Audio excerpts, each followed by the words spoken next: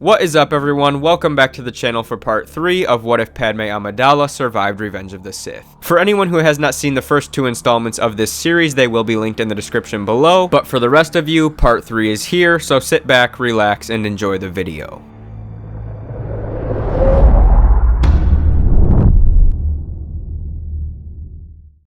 "15 years have passed since the fall of the Jedi Order. It was the darkest time the galaxy had ever known, but far away from the Empire's grasp, on a dark, uninhabited world, hope lived. Leia Amidala, the royal daughter of Padme who nobody knew, trained in the ways of the Force. Master Yoda looked on as Ahsoka and Leia, master and apprentice, engaged in another sparring session. Leia had grown strong. She had both the passionate drive of her father and the kind heart and unbreakable spirit of her mother. She was the perfect Jedi Knight. Her brother was similar. He lacked the level of patience his sister possessed, but his determination and his distaste for the Empire, acquired from sporadic adventures the two had been taken on throughout their training, made up for that. Luke was headstrong, he was fearless, and he was perhaps the best lightsaber duelist Yoda had ever known at this age. It had been 5 days since Luke had departed from Dagobah with Master Kenobi. They'd gone for a visit with Padme, not a traditional practice for Jedi Padawans, but a necessary exception Yoda was willing to make. The Jedi of old had not been perfect, a reality made clear by their collapse. Yoda recognized the dogmatic views of his former self and those who had come before. The Jedi had taken a new approach with Luke and Leia, influenced partially by their mother of course, and to this point there appeared to be no repercussions. But again Yoda wondered where the boy and his master were now. There were several potential answers, not all of them bad, but something felt wrong to the Grand Master. A sensation Ahsoka could see written all over his face as she now approached him, having bested her young apprentice yet again, but not by much, and not without considerable effort. She wouldn't admit it to either of them, they had enough confidence as it was, but Ahsoka marveled at the talents of Luke and Leia. Already they mirrored their father in so many ways, a thought that both filled her heart and terrified her at the same time. The twins knew the truth about their father. Yoda rarely spoke about Anakin, and when he did, it was always short. Obi-Wan had shared some stories, but every time he spoke about his old apprentice, the pain that those memories brought was clear. Ahsoka too was reserved, but she'd done her best to separate Anakin from Darth Vader. Vader would likely kill her if he had the chance now, but that wasn't Anakin, not to Ahsoka. Anakin Skywalker was gone, but while she had him, he was the best master she could have asked for, and she held on to those memories. Today, she would begin to share one such story with her own apprentice as Yoda sat quietly, reflecting on his own memories of young Skywalker. But midway through her reflection, Ahsoka was interrupted. Obi-Wan had made contact, sending a message to inform them that the Empire had tracked himself, Luke, and Padme to Takodana.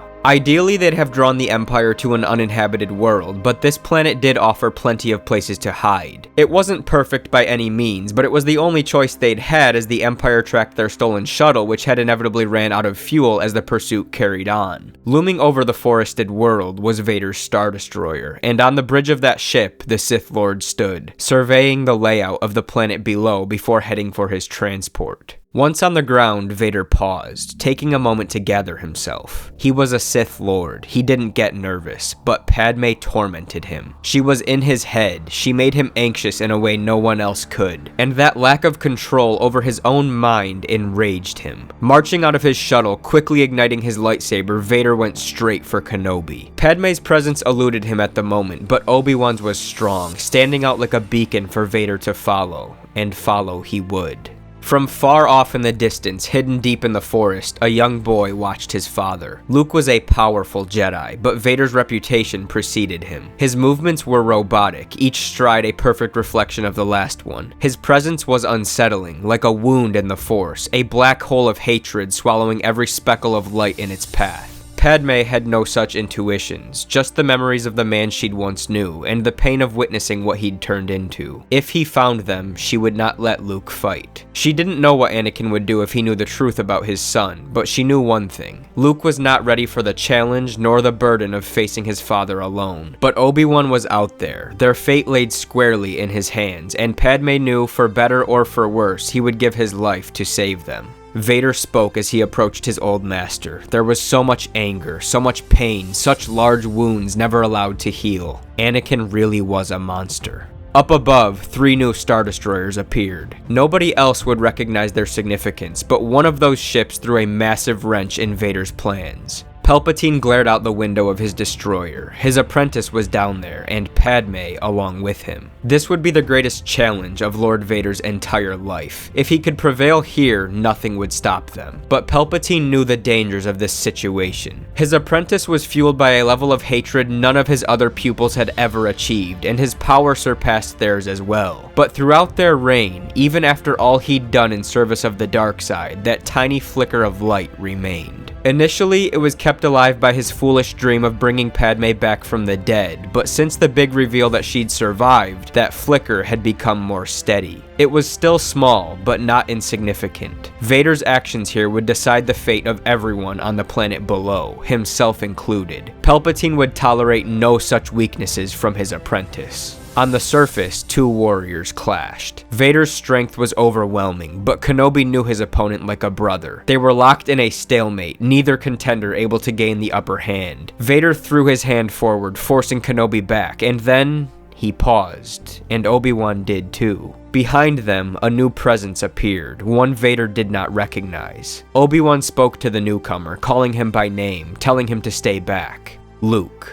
The boy's name was Luke. Now was the time. Kill Kenobi, show the boy the power of the dark side, and then find Padme. But then his job suddenly became even easier. Padme shouted for the boy, refusing to let him fight. Obi-Wan looked to Padme in a panic. She'd made a terrible mistake. Vader turned slowly to face Padme. He glanced to Obi-Wan, and then back to his wife. The 3 of them had done this dance before, but now Vader was wiser and stronger. With a deep sorrow in her eyes, Padme stepped forward. He watched her intently, his breathing becoming shallow as he regretted the mistake he'd made the last time they were together. She approached with her eyes locked onto the black mirrors of Vader's mask. For a moment, Vader let go of his awareness for his surroundings. All he saw was Padme. But then, another voice, a man he knew all too well. His master instantly snapped him out of his trance. Vader stepped backward, re-evaluating the situation. Obi-Wan stood to his left, the boy directly behind him, and the Emperor to his right. Standing around them now were Vader's Inquisitors, and flanking Palpatine was a legion of stormtroopers. Padme remained directly in front of him. She was scared, not of the troopers, not of Palpatine, but of him. She was terrified of the monster Anakin had become. What had he become? He couldn't think like this, not now, not in front of his master. He stood straight, turning to the Emperor. "What is thy bidding, my master?"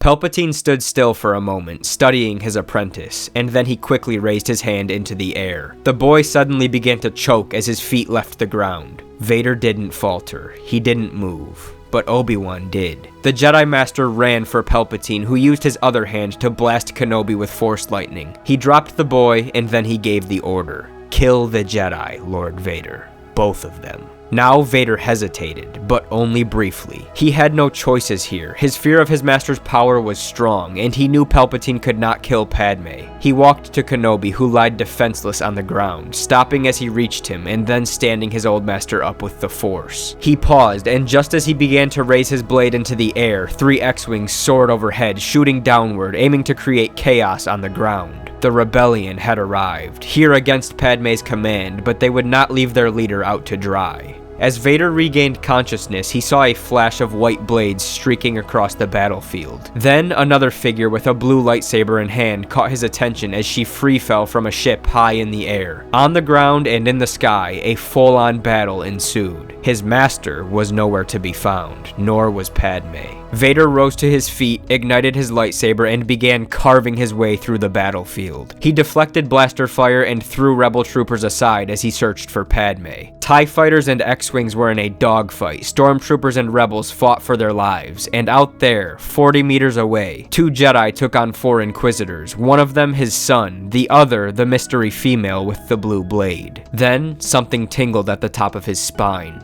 Padme. He turned to see the Emperor's shuttle taking off. Vader reacted without thought and without hesitation. He reached out, desperate to prevent Palpatine from escaping with Padme. He pulled hard, but his master was stronger than him. From within the ship, Palpatine fought back, meeting his apprentice's pull with his own push. The ship was slipping away quickly, but then a third force joined the struggle. They both sensed it, and Vader nearly let go of his grip as he realized who it was. The apprentice lived. On Vader's other side, another presence, Kenobi. Vader was shocked. He had no idea what to make of what was happening here. Part of him wanted to let go and attack them. His hatred for his past, particularly Obi-Wan, ran deep. But he accepted their help and pulled with all of his strength. Obi-Wan couldn't help but take a split second to acknowledge the nostalgia. The three of them working together again nearly brought a tear to his eye, but he quickly refocused his attention on the task at hand. The ship's engine shuddered hard and then powered off. As the shuttle hit the ground, Vader ripped the back clean off in a spit of rage. He wasn't thinking right now, and he was immediately met with a burst of energy from his master which sent him to the ground. The lightning rippled throughout his armor, the entire suit acting as a powerful conductor for the Emperor's lightning. Obi-Wan and Ahsoka raised their sabers as the Emperor stepped forward.